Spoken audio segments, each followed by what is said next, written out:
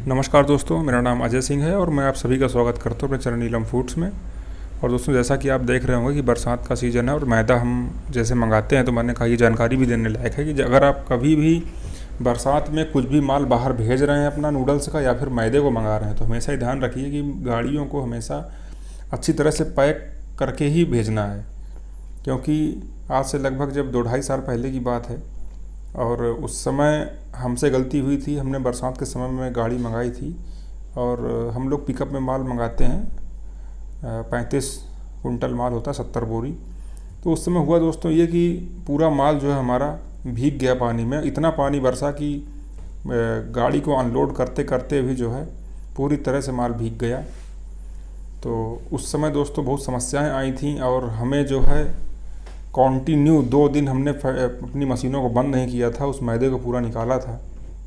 अगर वो ज़्यादा समय हो जाता, पूरा हमने मैदे को पूरा खुलवा के कमरे के अंदर डलवाया और मतलब बहुत समस्याएं आई। अगर ये ना करते तो जो है लगभग नुकसान लग जाता, उसमें काफ़ी बड़ा नुकसान लग जाता।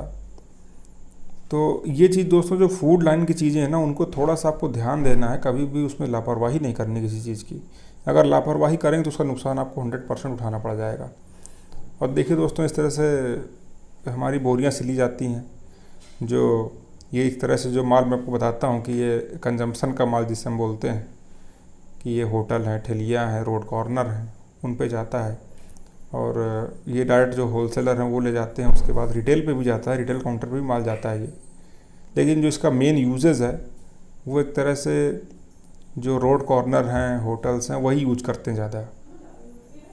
और दोस्तों, मशीनरी पे काम करना, माल को बनाना, अभी जैसे आप देख रहे हो कि हमारी एक ही मशीन काम कर रही है। पहले हम जो पट्टा बनाने का काम करते थे, आपने देखा होगा पुराने वीडियोस में कि हम दूसरी मशीन पे काम करते थे और इस पे कटिंग होती थी।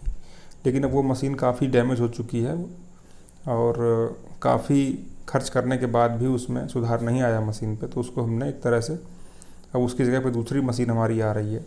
और दूसरी मशीन जो आप देखेंगे तो इनसे बहुत अलग है। वो जब आ जाएगी तब मैं उसका वीडियो आपको लगाऊंगा, डालूंगा। तो क्या है दोस्तों कि करते करते ही हम सीखते हैं। और लेकिन जो नए लोग हैं वो एक चीज़ समझें कि अगर वो वीडियो मेरा देख रहे हैं तो हमेशा जो चीज़ अच्छी हो, बेस्ट हो, वही आपको लेनी है। ये रिकमेंडेशन है मेरी तरफ से आपको। कभी भी फैक्ट्री लगाते समय आधारभूत चीज़ों पे कभी भी कंप्रोमाइज़ ना करें, अन्यथा आपको उसका नुकसान उठाना ही पड़ेगा। हम लोगों का दोस्तों क्या था कि हमें काफ़ी समय हो गया बिज़नेस में और चीज़ें हमारे हाथ में, जितनी ज़्यादा आपके हाथ में चीज़ें आती जाती हैं उतना आपको आसानी होती जाती है। लेकिन जो नए लोग हैं वो अगर वो समस्याएं अगर शुरुआत से उनको आने लगी तो वो क्या फैक्ट्री चलाएंगे और क्या हमारी जो मशीन हमने चेंज की है, जो मशीन हमने एक तरह से अपने रिजेक्ट में कर दी है, वो मशीन इतना परेशान कर रही थी कि वो सुबह काम चलता था और शाम को वो खोली जाती थी। अब समझ लीजिए। और जो मैं बोलता हूँ जो हल्की मशीनें हैं, तो सेकंड हैंड मैंने ख़रीदी थी। तो उस समय मुझे इतना पता भी नहीं था। ये जो जिस मशीन पे आप काम करते हुए देख रहे हैं, इस मशीन पे देखने में दोनों सेम है, लेकिन इस मशीन पे और उस मशीन पे बहुत बड़ा अंतर है। ये तो जब आप टच फील करेंगे तभी समझेंगे। इसके बेलन, इसके गेयर, इसका स्ट्रक्चर उस मशीन से बहुत अलग है।